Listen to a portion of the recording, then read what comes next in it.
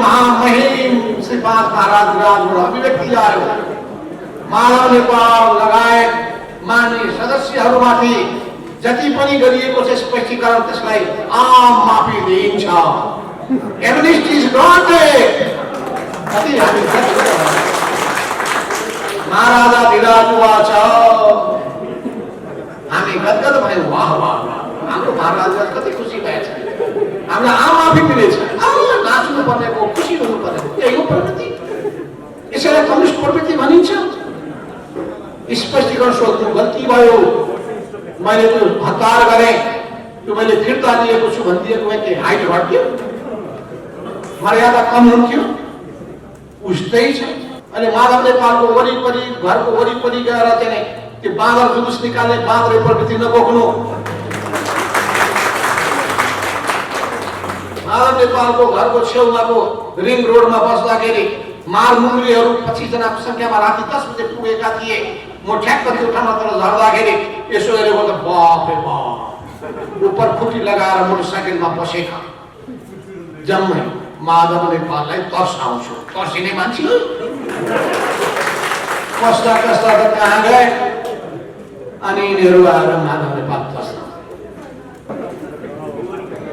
डोरी जल्यो, तर त्यो डोरी बाटिएको, त्यो डोरीको त्यो काठो जुलुस्ताको त्यस्तो यस्तो पनि हुन्छ। म त मान्छे सुध्रिएलान् भन्यो, आज सुध्रिन्छन् कि भनिरहेछ, भोलि सुध्रिन्छन् कि भनिरहेछ। केही नबोलेर हिजो मिठो मिठो शब्द मात्रै मैले निकालेँ। हिजो पुष्प स्मृति दिवसको चाहिँ त्यहाँ चम्पादेवीमा भएको कार्यक्रममा पनि एउटा शब्द पनि तलमाथि ननिस्कोस् है भनेर सोचेँ। एकतामा असल पर्ला भने साथीहरू कत्रो सङ्कित भएर छेउमा बस्नुभएको छ, इसारा गर्दै हुनुहुन्छ, हाम्रो एक ख्याल गरेर बोल्नु होला भनिरहेको छ। अस्ति साउन 3 गतेका दिनमा अर्को ठुलो षड्यन्त्र हुनेवाला थियो। यत्रो हुँदा खाँदाको संसद पटक पटक भङ्ग गरियो। यो नेपालको इतिहासमा त आफैमा पनि अनुपम त छँदैछ, संसारमा पनि बेग्लै यस्तो पाइन्छ। एउटा प्रधानमन्त्रीले एउटा संसदलाई एकचोटि सिध्याएको छ, सकेन फेरि सिध्याएको छ, फेरि सिध्याएको छ, अनि फेरि त्यो बिउताखेरि नैतिक दायित्व बोक्दा पनि बोक्दैन।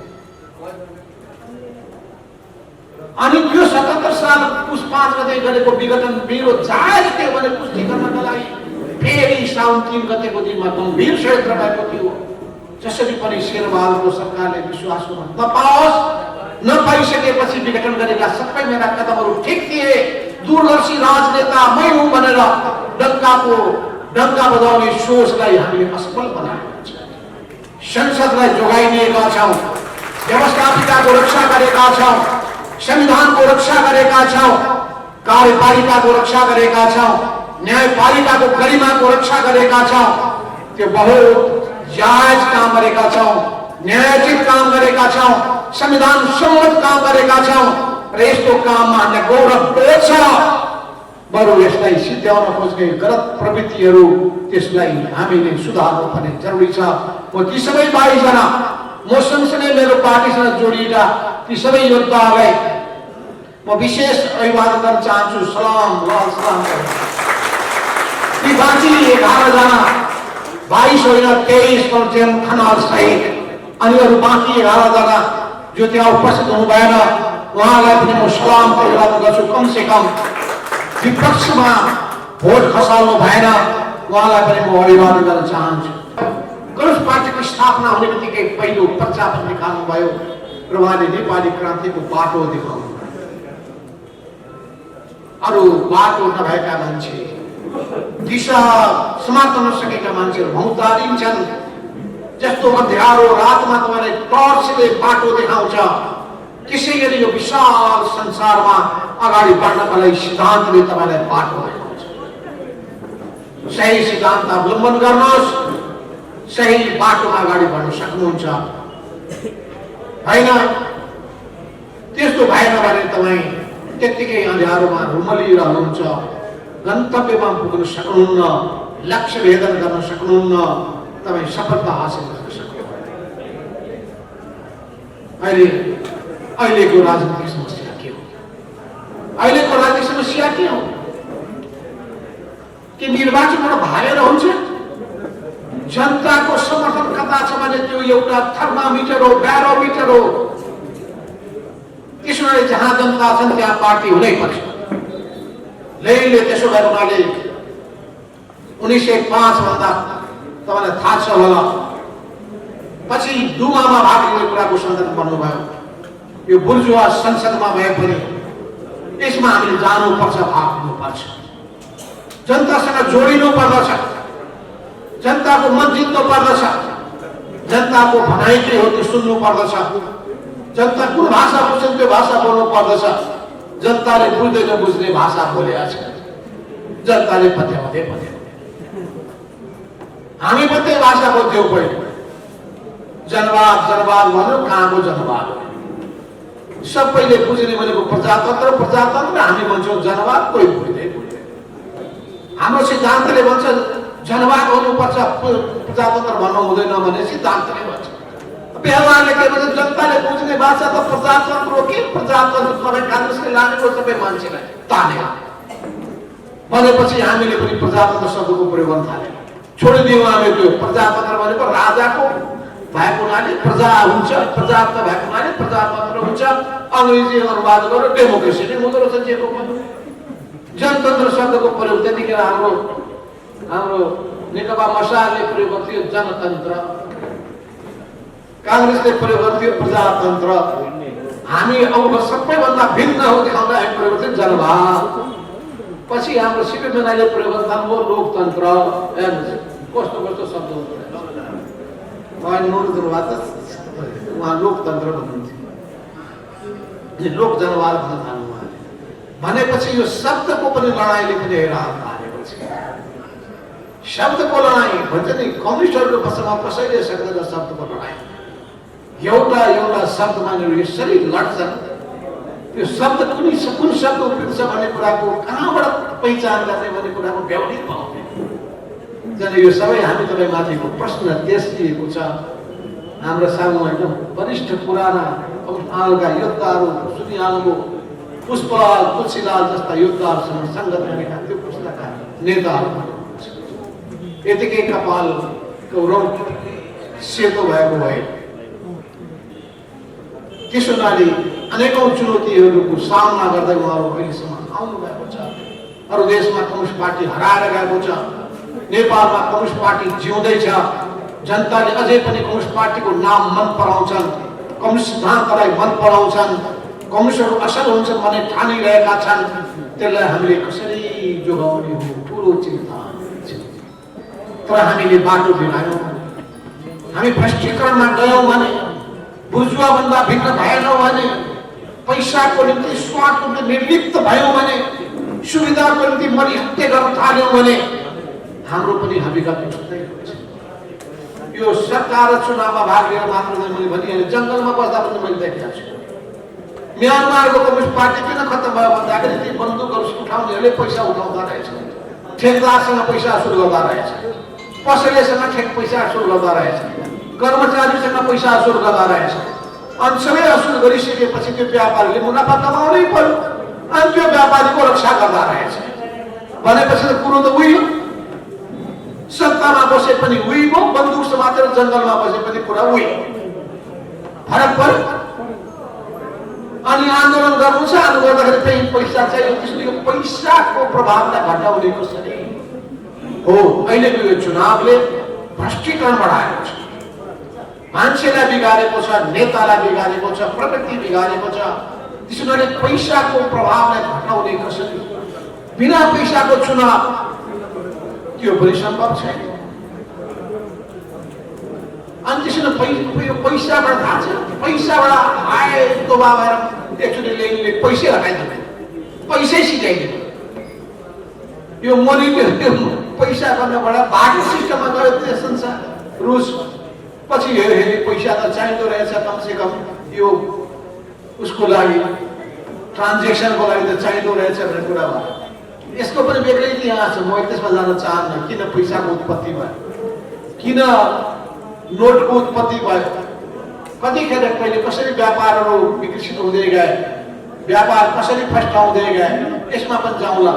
व्यापारको मुनाफा कति हुनुपर्दछ, मुनाफा हुन्छ कि हुँदैन, मुनाफाको अर्थ कति हुन्छ, मुनाफाले के गर्छ, यो सबै पनि बहसको विषय हामी पनि गरौँला। इकोनोमिक्सले त्यो नियम बताएको छ, अदम स्मिथको नीति होइन। मार्क्सले बताउनु भयो यो सर्वस भ्यालुको सिद्धान्त हामी मान्दैन, स्वीकार गर्दैन। म ती सबै विषयमा जान चाहन्छु।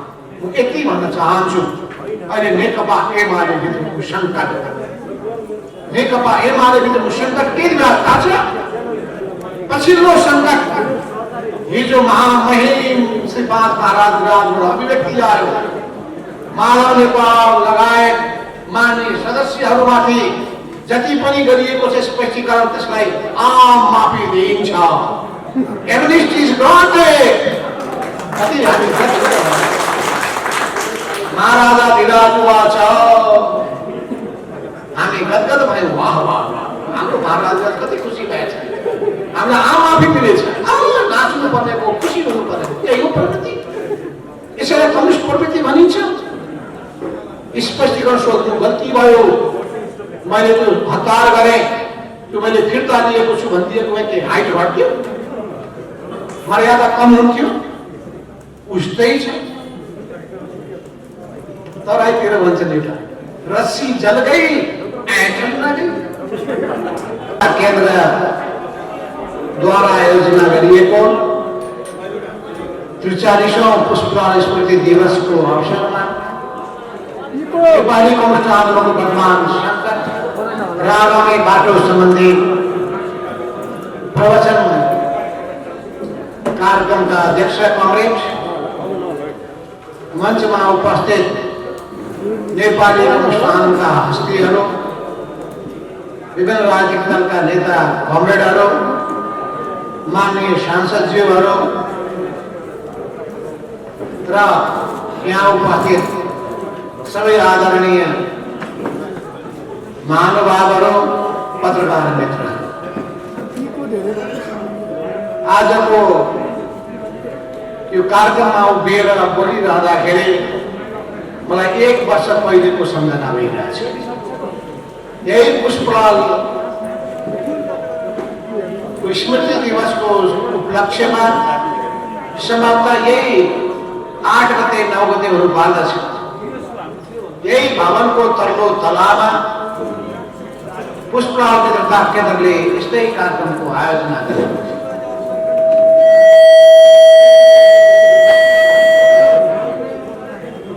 त्यतिखेर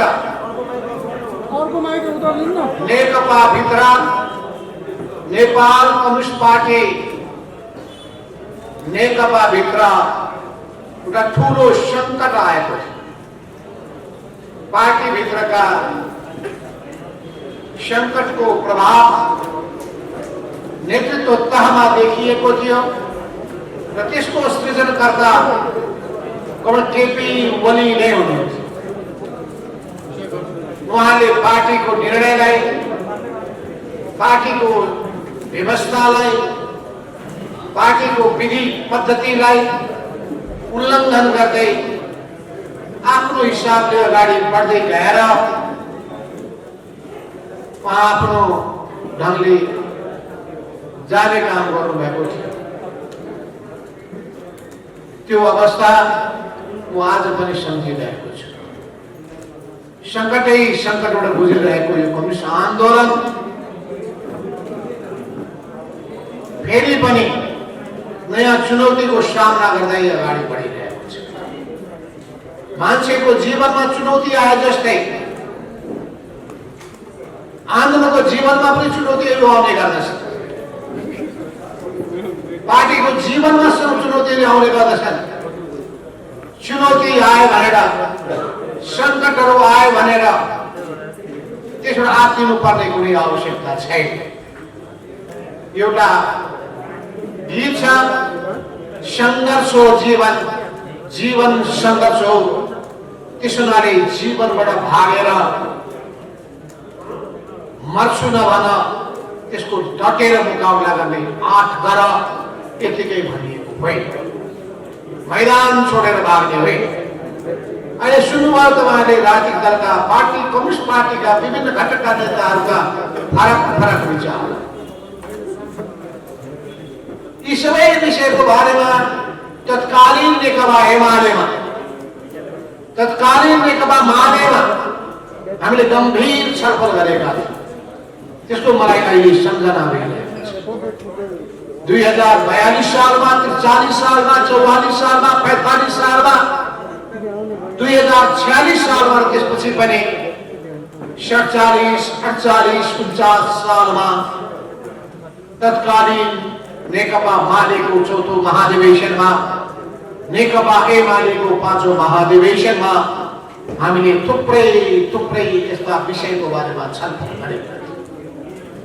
महाधिवेशनमा छलफल गर्यौं, केन्द्रीय कमिटीमा छलफल गर्यौं, कार्यकर्ताहरूको माझमा छलफल गर्यौं, सिद्धान्तको अध्ययन गर्यौं, मार्क्सवादी नेताहरूले लेखेका रचनाहरू पढ्यौं, विश्व कम्युनिस्ट आन्दोलनको अध्ययन गर्यौं, अरू देशहरूले अनेकौं भुक्तिहरूको, अनेकौं उकाली ओह्रालीहरूको सामना गरेको कुराको पनि अध्ययन गर्यौं। नेपाली कम्युनिस्ट आन्दोलनले पनि अनेक उकाली ओह्रालीहरू पार गर्दै, एकता र विभाजनको प्रक्रियाहरू पार गर्दै विश्वमा अचम्मका परिवर्तनहरूको अगुवाई गरेका लेनिनको देश सोभियत संघ, माओ सेतुङ देश चीन लगायतका समाजवादी मुलुकहरूभित्रका एक सन्दर्भहरूको बारेमा हामीले गहन विश्लेषण गर्यौं। त्यसैले म अहिले पनि जोड दिन चाहन्छु, हामी बसिरहेको समाज त्यो कस्तो छ त्यसको बारेमा पहिलो बहस गरौँ। यो नेपाली समाजलाई कसरी बुझिरहेका छौँ हामीले, यो समाजमा बस्ने जनतालाई हामीले बुझिरहेका छौँ कसरी, जनताको चेतनालाई कसरी हामीले मूल्याङ्कन गरिरहेका छौँ, भावनालाई कसरी बुझिरहेका छौँ। जनताबाट टाढा राजनीति जान सक्दैन।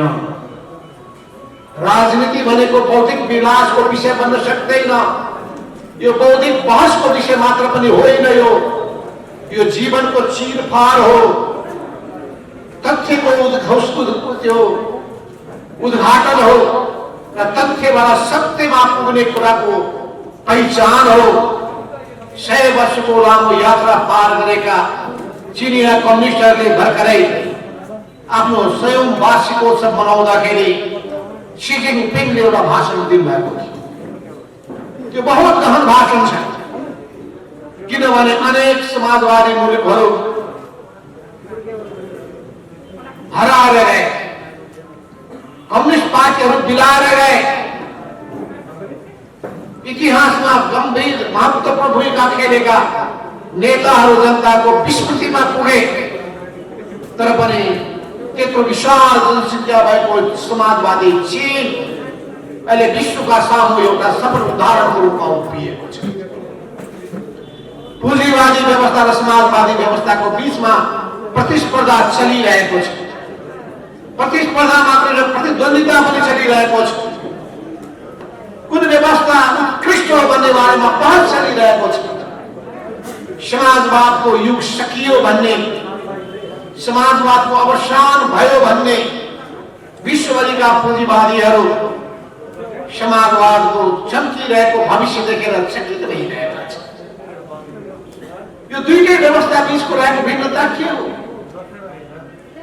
समाजवादले जनतालाई केन्द्रबिन्दुमा राख्दछ, जनताको हित र कल्याणलाई केन्द्रबिन्दुमा राख्दछ, जनताको मुक्तिलाई केन्द्रबिन्दुमा राख्दछ, बसिरहेको समाजको परिवर्तन रूपान्तरणलाई केन्द्रबिन्दुमा राख्दछ। पुँजीवादले मुनाफालाई केन्द्रबिन्दुमा राख्दछ, जनतालाई मालको रूपमा प्रयोग गर्न चाहन्छ, जनतालाई भोग्य वस्तुको रूपमा प्रयोग गर्न चाहन्छ। समाजवाद र पुँजीवादमा रहेको भिन्नतालाई पहिले बुझौँ। समाजवादभित्र अनेक खालका दृष्टिकोणहरू कम्युनिस्ट आन्दोलनभित्र छन्। यसैलाई भनिन्छ उग्रवादपन्थी दृष्टिकोण, यहीँभित्र भनिन्छ दक्षिणपन्थी दृष्टिकोण, यहीँभित्र भनिन्छ अलमलमा परेको दृष्टिकोण, यहीँभित्र भनिन्छ निरन्तर परिष्कार गर्दै निरन्तर विकसित हुँदै गइरहेको दृष्टिकोण। किन सिद्धान्त कहिले पनि गतिहीन हुन सक्दैन। जसरी जीवन गतिहीन हुँदैन, जीवन गतिवान हुन्छ, सिद्धान्त परिवर्तनशील हुन्छ। जीवन परिवर्तनशील हुन्छ, जीवनको आधारमा सिद्धान्तले पनि आफ्नो स्वरूप परिवर्तन गर्नुपर्छ। यो जीवन र सिद्धान्तको बारेमा के भनिएको छ थाहा छ? यो सिद्धान्तको रङ भनेको खैरो हुँदो रहेछ, तर व्यवहारको रङ के हुँदो रहेछ भन्दाखेरि हरियो हुँदो रहेछ। यो कुरालाई बुझ्नु पर्यो। राष्ट्रवादी नेताहरूले भनेका छन् व्यवहारको रङ जहिले पनि हरियो हुन्छ, सिद्धान्तको जहिले पनि रङ खैरो हुन्छ। सिद्धान्तको कसी के हो? व्यवहार हो। व्यवहारमा बुझ्नु पर्ने कुरा के हो? जनताले हाम्रो भाषा बुझ्छन् कि बुझ्दैनन्? जनताहरूले हामीलाई पत्याउँछन् कि पत्याउँदैनन्? जनताहरू हाम्रो पछि पछि लाग्छन् कि जान लाग्दैनन्? जनताले हामीमाथि विश्वास गर्छन् कि गर्दैनन्? जनता हाम्रो आह्वानमा मर्न निमित्त तयार हुन्छन् कि हुँदैनन्? परिवर्तनका ठुल्ठुला ज्वार भाटाहरूमा उनीहरू हुमिन तयार हुन्छन् कि हुँदैनन्? माओ सेतुङले भन्नुभएको थियो कि पहाडलाई उल्टाउने र समुद्रलाई उछाल पैदा गर्ने त्यो आँटका साथ कम्युनिस्टहरू अगाडि बढ्दाखेरि जनताका साथमा अगाडि बढ्छन् कि बढ्दैन? हो, कमल मदन भण्डारीले त्यो मूल कडीलाई समात्नु भयो। जनता, मात्र जनता नै इतिहासका निर्माता हुन्। जनता र मात्र जनता नै हाम्रो राजनीतिको केन्द्रबिन्दु हो। जनताको नाडी छामा जनताले के भनिरहेका छन् त्यो पनि बुझ। शासकहरूलाई पनि सन्देश हो, सत्तामा बसेका जुनसुकै पार्टीका नेतालाई सन्देश हो। जनताको मन बुझ्न सक्नु भएन भने, भावना बुझ्न सक्नु भएन भने, एक होरो गीत गाउनु भयो भने तपाईलाई जनताले पत्याउँदैन। गफाडीको गफलाई जनताले पत्याउँदैनन्। व्यवहारमा परिणाममा देखिएको कुरालाई मात्रै पत्याउँछन्। त्यसो हुनाले कुनै ठाउँमा कम्युनिस्ट पार्टी बुर्जुवा पार्टीबाट पराजित हुँदो रहेछ। जनताको जसले नाडी छामेको छ त्यो ठाउँमा कम्युनिस्ट पार्टीले सबै पार्टीलाई पराजित गर्दो रहेछ। एकचोटिको पराजयले पुग्दो रहेनछ। किन सत्ता यस्तो चिज हो जसले दम्भ पैदा गर्दो रहेछ। यो सत्ता मात्रै होइन। तपाईँ म्यानमारको बर्माको कम्युनिस्ट आन्दोलन किन समाप्त भयो? के कारणले थाइल्यान्डमा समाप्त भयो? त्यत्रो हतियारबन्द सङ्घर्ष चलाउने सशस्त्र क्रान्ति गर्ने ती पार्टीहरू कहाँ गए, कहाँ हराए? थाहा छ? भ्रष्टीकरण। सत्ताले मात्रै भ्रष्टीकरण ल्याउँदो रहेनछ, बन्दुकले पनि भ्रष्टीकरण ल्याउँदो रहेछ। त्यसो भ्रष्टीकरण भनेको खालि सत्ताले मात्रै ल्याउँछ? हामीलाई थाहा छैन? तपाईँ आन्दोलन गर्नु पर्यो भने पनि पैसा, सशस्त्र सङ्घर्ष गर्नु पर्यो भने पैसा, अनि त्यो पैसा कमाउनको लागि बाटो हुई अप्नाउनु भयो भने सत्तामा बस्ने वा सडकमा बस्ने, जङ्गलमा बस्नेमा केही फरक पर्दैन। जङ्गलमा बस्ने बित्तिकै एकदम महान त्यागी तपस्वी हुँदैन, त्यहीँभित्र पनि भ्रष्टहरू पैदा हुने गर्दछन्। त्यहाँभित्र पनि कारवाही गर्नु पर्दो रहेछ, त्यहाँ पनि शुद्धिकरण गर्नु पर्दो रहेछ र शुद्धिकरणको अभियान, सांस्कृतिक अभियान चलाउनु पर्दो रहेछ। अहिले बोल्नुभएका वक्ताहरू कुरा ध्यान दिनुभएको होला कि यो समाजको प्रभाव पर्दो रहेछ। यो निम्न पुँजीवाद, यो व्यक्तिवाद, यो भ्रष्टता, सत्ताको उन्माद र अहंकार, यसले कम्युनिस्ट र कांग्रेस छिन्दैन। यसले मार्क्सवादी अमार्क्सवादी सिद्धान्त के बोकेको छ त्यसलाई चिन्दो रहेनछ। यो समाजमा रहेका, यो समाज कि त समाजबाट बाहिर जान्छु भन्नु पर्यो, कहाँ भाग्ने? जङ्गलमा भाग्ने? यही समाजमा बस्नु। यो समाजमा विकृति नै विकृतिहरू छ। तपाईँ कस्तो विचार र मान्यताको पक्ष पोषक हुनुहुन्छ? सहीको पक्ष पोषक हुनुहुन्छ भने ती सबै खालका फोहोर मैलाका विरुद्ध जुझ्ने आँट गर्नुपर्छ। गलत चिजलाई जोडिनु पर्दछ। मैले भन्ने गरेको छु, स्कुलमा पढ्ने विद्यार्थीहरू कलेजमा पढ्ने विद्यार्थीहरू राम्रो सङ्गत गर्नुहोस्, राम्रो मान्छे बन्नुहुन्छ। नराम्रो सङ्गतमा पर्नुहोस्, तपाईँ खत्तम भएर जानुहुन्छ। परिवारको निम्ति पनि बोझ, समाजको निम्ति पनि बोझ, देशको निम्ति पनि बोझ बन्न पुग्नुहुन्छ। त्यस हुनाले तपाईँ आफूलाई कस्तो बनाउन चाहनुहुन्छ, यसको पहिले तपाईँले सङ्कल्प गर्नुहोस्। म इमानदार बन्न चाहन्छु, म निष्ठावान हुन चाहन्छु, म निस्वार्थी भावनाका साथ अघि बढ्न चाहन्छु र यी सबै भावनाको निम्ति म कम्युनिस्ट हुन चाहन्छु, म क्रान्तिकारी बन्न चाहन्छु, म पुष्पलालको बाटोमा हिँड्न चाहन्छु। यसको सिङ्गो जीवन सङ्घर्षमा बित्यो। मार्क्सवादी नेताहरू, म पनि पुष्पलालकै स्कुलीबाट आएको मान्छे। 2022 सालमा कक्षा 9 मा पढ्दाखेरि मेरो प्रगतिशील विचारतर्फ आकर्षित भएको थिएँ र त्यतिखेर मैले यस पारस राहुल साङ्कृत्यायनको किताब पढ्दै, भागो नहीं दुनियाँको बदलो भन्ने किताब पढ्दै म अगाडि बढेको थिएँ। त्यसो हुनाले म तपाईँहरूलाई भन्न चाहन्छु, तपाईँले पहिले आफूलाई बदलिनुहोस्, तपाईँ समाजलाई बदल्न सक्नुहुन्छ।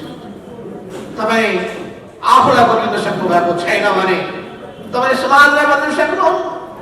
जहाँसम्म संसारमा कुनै पनि व्यवस्था आफैमा पर्फेक्ट छैन, यो अनुभव सिद्ध कुरा हो, यो अनुभव सिद्ध कुरा हो। समाजवादी व्यवस्थाका आफ्नै लिमिटेसनहरू हुन्छ भने पनि ख्याल गर्नुहोस्, एकदलीय व्यवस्थाको आफ्नै लिमिटेसन हुन्छ भने पनि ख्याल गर्नुहोस्, अनि बहुदलीय व्यवस्थाका आफ्नै दुर्बलताहरू हुन्छ त्यो पनि ख्याल गर्नुहोस्। ती सबै चिजलाई हामीले ठिक वर्ग गर्न सक्नुपर्छ। त्यसैले यो मानव जीवन कस्तो हो भन्दाखेरि निरन्तर सत्यको खोजीमा लागिरहन्छ। यो निरन्तर सत्यको खोजीको निम्ति अध्ययन गर्छ, अनुसन्धान गर्छ, परिस्थितिको विश्लेषण गर्छ, निष्कर्षमा पुग्छ, फेरि नयाँ अनुभव प्राप्त गर्छ, त्यो अनुभव सिक्दै जान्छ अनि त्यसपछि आफ्नो सिद्धान्तलाई पर्फेक्ट बनाउँदै परिष्कृत गर्दै अगाडि बढिरहेको हुन्छ। यस्ता कुराबाट हरेस खाएर अहिले पनि मैदान छोडेर भाग्न सकिँदैन। यस अर्थमा यहाँ अहिले हाम्रो धर्मकान्त वास्तुराजीको जानु, मलाई बस्नु, धर्मेन्द्र वास्तुराजी जानु, धर्मेन्द्रजीलाई बस्नुहोस् मैले भन्न खोजेको छु। धर्मेन्द्रजीको अझै उग्र वामपन्थी धमधमी बाँकी नै छ। उग्र वामपन्थी धमधमी बाँकी छ। बन्दुक उठाएर सबै थोक गर्न सकिन्छ भने ठान्नुभएको। नेपाली समाजमा त्यसको के छ उपाय? जनताको मन जित्नुहोस्। अहिले तपाईँ अहिले गर्नुपर्ने के? कम्युनिस्ट हौँ हामी, हाम्रो जिम्मेवारी को प्रति छ? जनताप्रति छ। जनताको के छ हालत? महिलाहरू बलात्कृत छन्, महिलाहरूमाथि हिंसा हुने गरेको छ, हत्या गरिन्छ, दिनदहाडे अपहरण गरिन्छ, बोक्सीको आरोप लगाइन्छ, दलित भएर भेदभाव गरिन्छ, यातना दिइन्छ। आज मेरो घरमा एकजना सामान्य गरिब किसान महिला आएकी थिइन्। 2 लाख रुपियाँ ऋण लिएकी रहेछन् उनले, 14 लाख रुपियाँ तिरिसकिन्। अर्को 18 लाखको चाहिँ जग्गा त्यो सुदखोरले कब्जा गर्न खोजिरहेको छ। भौतारी रहेकी छिन् न्यायको लागि, यता जान्छन् न्याय पाउँदैनन्, उता जान्छन् न्याय पाउँदैनन्। कम्युनिस्ट पार्टीको सरकार छ, त्यही पनि कोही सुन्दैन। सत्तामा कम्युनिस्टहरू छन्, सुन्दैनन्। समाजमा कम्युनिस्ट पार्टी छ, कोही सुन्दैनन्। गाउँ गाउँमा पार्टीका संगठन छन्, कोही सुन्दैनन्। किन यस्तो भइरहेको छ? के सत्तालाई दोष दिएर मात्रै हुन्छ? सरकारलाई मात्रै दोष दिएर हुन्छ? हाम्रो कर्तव्य के? हामी कम्युनिस्ट पार्टीका नेता कार्यकर्ताको कर्तव्य के? हाम्रो पार्टी संगठन जनबलीय संगठनको कर्तव्य के त्यो विषय लिएर आन्दोलनको ज्वालामुखी पोख गर्नु उठाउन सकिँदैन?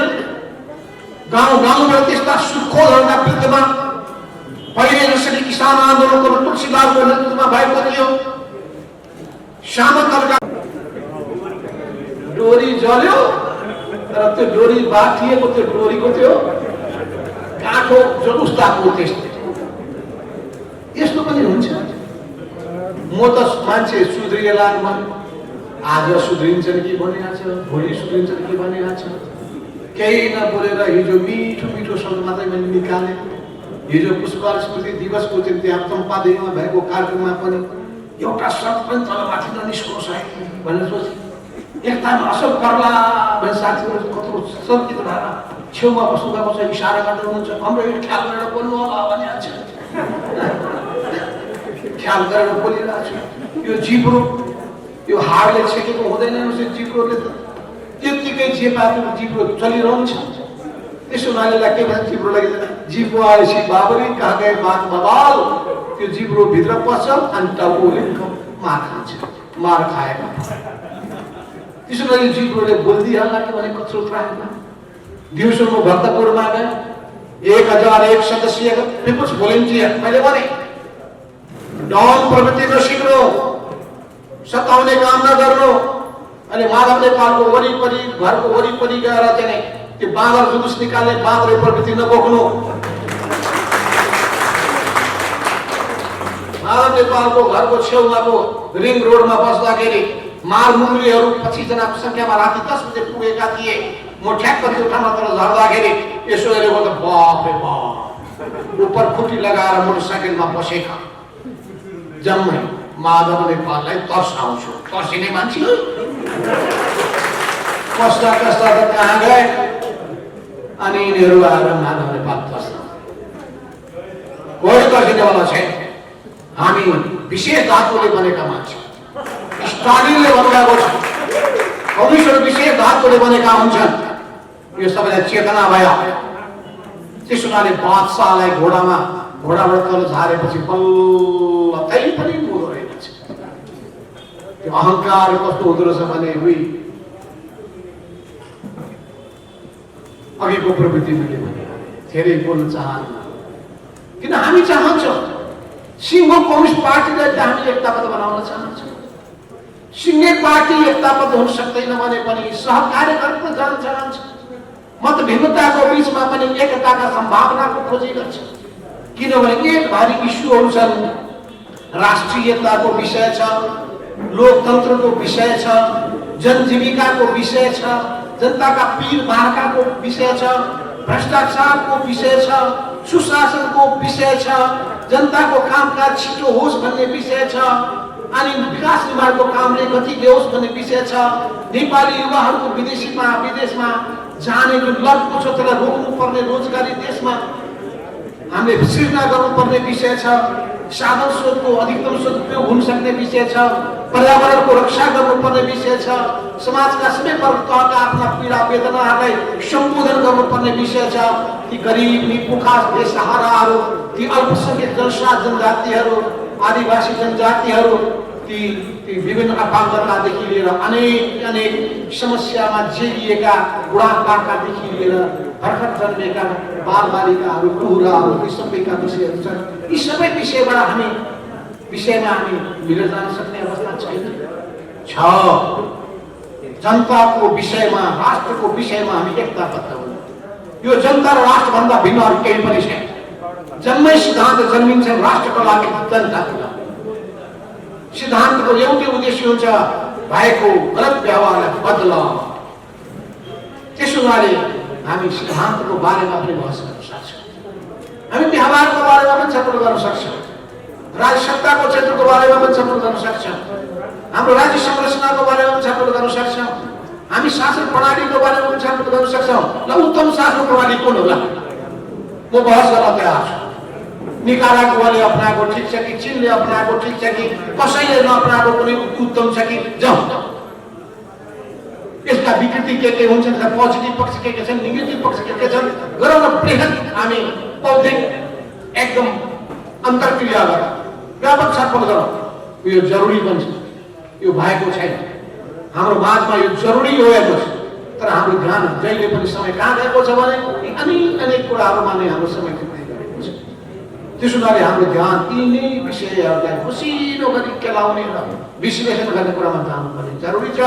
यतै भन्न चाहन्छु अवश्य पनि अहिले चाहिँ दलाल पुँजीपति वर्ग अनि दलाल पुँजीपति वर्गहरूमध्ये पनि यसलाई भन्छन् आसे-पासे पुँजीवाद, क्रोनिक क्यापिटलिजम अनि ब्युरोक्रेटिक क्यापिटलिजम, यो नोकरशाही पुँजीवाद, दलाल पुँजीवाद, आसे-पासे पुँजीवाद यसले गाँजेको छ। र त्यसो हुनाले सबै चिजबाट यदि हामी शासन प्रणालीलाई मुक्त गर्न सक्ने हो भने, यसको लोकतान्त्रिकरण गर्न सक्ने हो भने, त्यस हुनाले जनताको बहुदलीय जनवादको विचार प्रतिपादन गर्ने बेलामा मदन भण्डारीले भन्नुभएको थियो, कम्युनिस्ट पार्टीको लोकतान्त्रिकरण गर्नुहोस्, पार्टी लोकतान्त्रिक विधिबाट चलिरहेको छ कि छैन त्यसको सुनिश्चितता गर्नुहोस्, कम्युनिस्ट पार्टीभित्र बृहत स्तर पर हुने गर्छ कि गर्दैन त्यसलाई सुनिश्चित गर्नुहोस्, सबै जनता र समाजका समस्याको बारेमा त्यहाँ गहन छलफल गर्ने कुरामा सबैले आफ्नो आफ्नो अध्ययन ज्ञान यी सबै त्यहाँ मन्थन गर्नु चाहिँ गरौँ न, त्यसमा विचार गर्नुहोस्। अनि उहाँले भन्नुभएको थियो दोस्रो कुरो, यो समाजको लोकतान्त्रिकरण गर्ने कुरामा ध्यान दिनुहोस्, यो समाजमा भएका जति पनि लोकतान्त्रिक प्रवृत्ति छ यी सबैलाई हटाउनुहोस्। जनताको त्यो तल्लो हिस्सा जो अन्याय अत्याचार थिचो मिचोमा शिर निहुराएर बसेको छ, अपमानको थुक दिलेर बसेको छ, त्यसको शिर ठाडो पारेर उभिने स्थिति बनाउनुहोस्। र यो हाम्रो शासन राज्य व्यवस्था यसको पनि लोकतान्त्रिकरण गर्ने कुरा गर्नुहोस्। यी तीनटैको लोकतान्त्रिकरण गर्न सकियो भने मात्रै हुन सक्दछ। तर जनताको बीचमा जाने माध्यमहरू के छ? तपाईँ यो लोकतान्त्रिक समाजमा कसैलाई अधिकार वञ्चित गर्न सक्नुहुन्छ? जनताबाट निषेध गरिदिनुहोस् न, बन्दुकबाट निषेध गर्नुहुन्छ, कानुनबाट किन निषेध गर्नुहुन्छ?